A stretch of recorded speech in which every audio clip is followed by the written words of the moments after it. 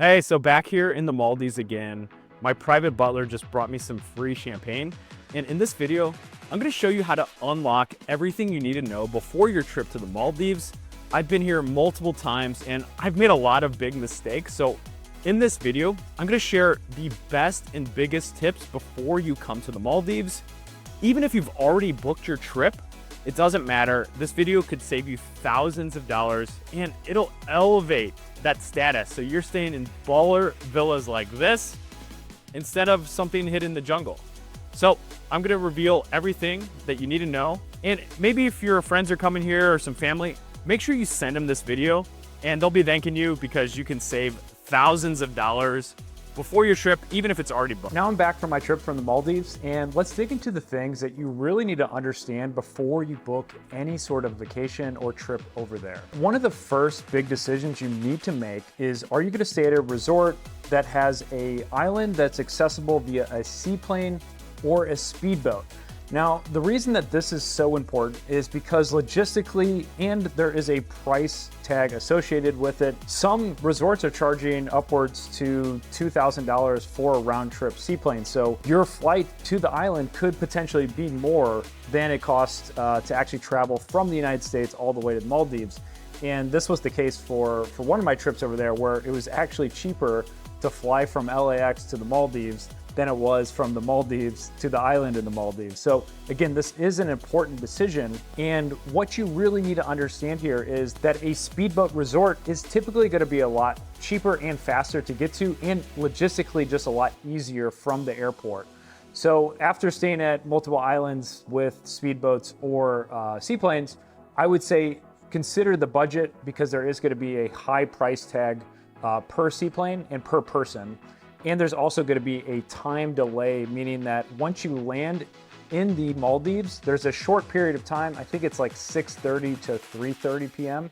So if you land outside of that window, you essentially have to wait another day, where most speedboats can go a little bit later and travel a little bit more into the nighttime. A large percentage of the Maldives is only going to be accessible via seaplane. So you really want to make sure you consider this. For example, on this most recent trip, we went to a Hilton property that was actually included the speedboat for free. It was a Huvafin Fushi, which was a really great resort, about 30 minutes away from the Malé airport. And then we went to the St. Regis, which was about a 45-minute flight, which was also costing about $800 per person for that round trip seaplane flight.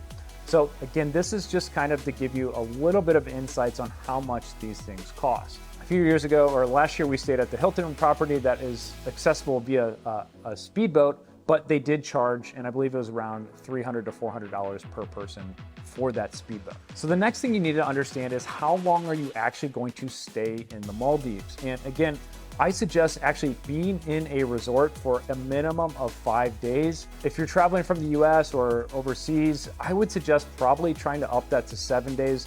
Just because, again, you got to understand the arrival and departure day, especially if you're staying on an island or resort from a seaplane, there's going to be a little bit more logistics involved, and that's going to cut into your resort time. Whereas if you're going to a much closer resort with a speedboat, again, it's a little bit logistically easier to get in and out. So again, that's something you consider. But for anybody going there, I would say 5 to 7 days is kind of that minimum or sweet spot, depending on where you're going to stay and how much time you have. So again, now what to do when you're actually there. When you're considering a resort, you need to understand a lot of things. Again, is it going to be all inclusive?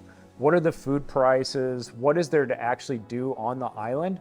Is there going to be whale shark swimming? Is it going to be in that season? So you really need to have a strategic plan to figure out where you're going to stay and what you're going to do while you're there. We've been to some islands and some resorts where, again, in 2 or 3 days, we were kind of bored because there just wasn't that good of a house reef. There wasn't a lot of things to do on the island. So again, there are some resorts that just have a lot more water activities, a lot more things to do. And a lot of those things are going to be in the water, since most of the beauty of the Maldives is in the ocean. So you really need to consider all of these factors before you actually book your trip because if you book, the wrong resort, you might actually be a little bit bored and run out of things to do. And again, Maldives is a great place to go relax and do that if that's the type of vacation that you're looking for. But I like to have a little bit of a combination of, hey, what's one interesting thing we can do every day while we're in the Maldives? That way you don't feel too rushed or too overwhelmed, but you can still be looking forward to one interesting thing. And that could just be snorkeling in the House Reef for one day. And again, the Maldives has some of the most crystal clear waters in the world and some amazing sea life. So on this last trip, we saw eels, massive, beautiful color fish, reef fish.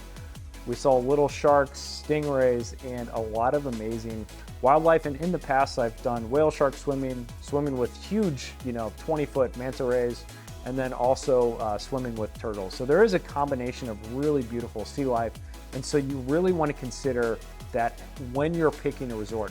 How are the reefs? How is the nearby snorkeling and diving? And what other water activities can you do in the island and near the resort that you're going to be staying at? Guys, if you learned something new there, you're gonna love this next part. I've partnered up with Amazon's Audible to give you a free copy of my #1 best-selling book, Global Career: How to Work Anywhere and Travel Forever. Global Career has been featured in prestigious publications like Forbes, CNBC, Entrepreneur Magazine, and even Lonely Planet. And with over 500 positive reviews, this book has helped hundreds of thousands earn from anywhere. To get your free copy and start a 30-day free trial of Audible, all you have to do is visit globalcareerbook.com/audio today, or just scan the QR code on the screen here. So when is the best time to go visit? Again, there's a rainy season and there's a dry season, and we've been very lucky. The past few times that I've gone to Maldives have been around November and in February. So both of those times are technically in the dry season and towards the tail end of the rainy season. And luckily, knock on wood, we just had a beautiful 7 days in the Maldives where there was no rain. But as we were leaving the Maldives, it was pouring down rain. It was very gray sky, so you can get a little bit of mixture, but in general, your odds are going to be in your favor if you go there for a longer period of time in the dry season. So that's typically going to be from November to April. That's also the peak season for visiting the Maldives, so prices and the resorts are going to be a little bit more crowded. But going there now, our resort in the St. Regis was completely sold out. And it didn't feel like that. And that's one of the beauties about the Maldives is you essentially feel like you have a private island for yourself. Of course, you'll pass some people, and at breakfast, you can run into a lot of people. But outside of that, you really don't see that many people. And these resorts are kind of built to make it a lot more intimate. So now the next part and the most important thing before you book your trip to the Maldives is understanding points and status before you're going to a resort. I personally prefer and recommend people to start off with Hilton and Marriott and just pick one of those resorts. There's a lot of good options in the Maldives.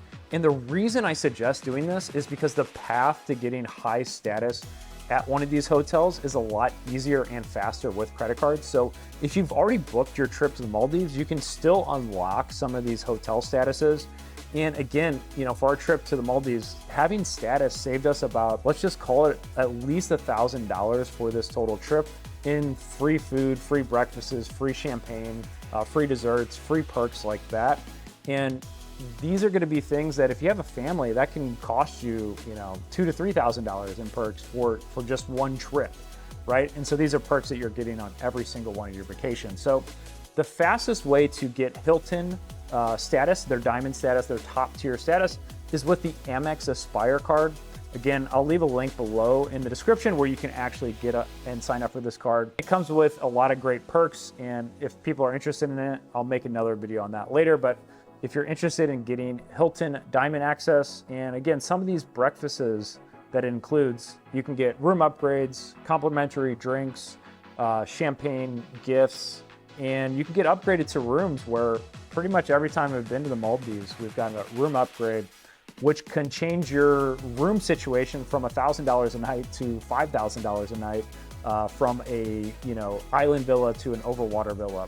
So again, this is something to really consider before you go there. And if you're leaning towards a Marriott property, there are a few Amex business credit cards that are really great.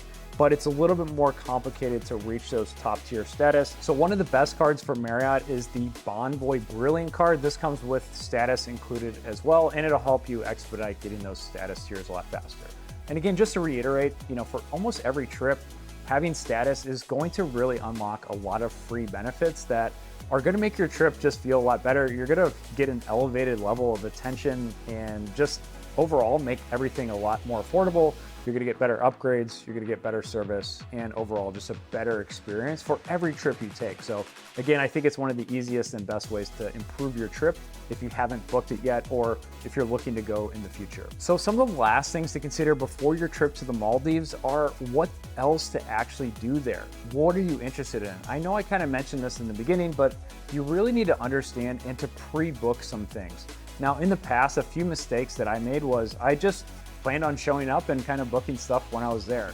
Again, I wouldn't recommend this because I showed up to a few restaurants when we were starving and they were absolutely sold out. And most resorts, they might have 1 or 2 restaurants on the whole island.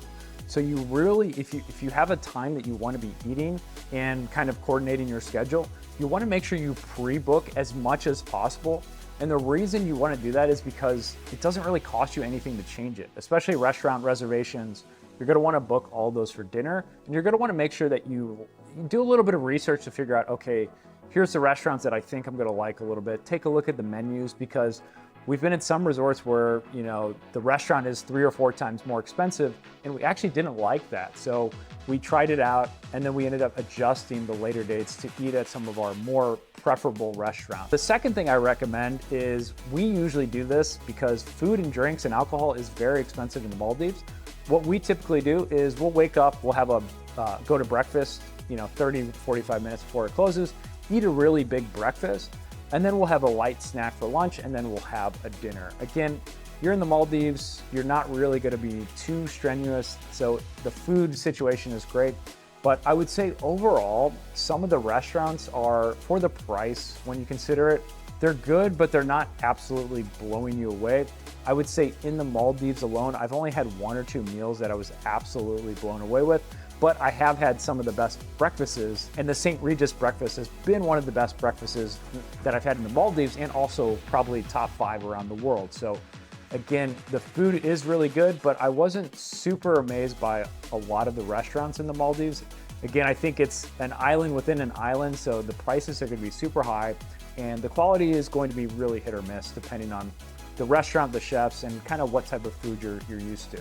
So a few other things to consider is, should you actually get a overwater villa, or should you stay on a beach villa? And again, I recommend people to stay in both, but you're going to the Maldives, having an overwater villa is one of the main perks and draws to the Maldives, so you want to make sure you get to experience it at some point. I would say my preference is the overwater villas 70-80% of the time. If you're able to go into the water, you can see a shark out front and you can jump in and go start swimming with it. It's a little bit harder to do that in a beach villa. So the really cool thing about that is you're just amazingly close to reefs, to water life, and it's just a unique experience you can't really find and replicate anywhere else in the world. Again, other places in the world have overwater villas, but they just don't really live up to the luxury that the Maldives offers. So I would suggest, if you're going someplace for 7 days, do 3 days in a beach villa and then do 4 days in an overwater villa. So that way you get a little bit of both.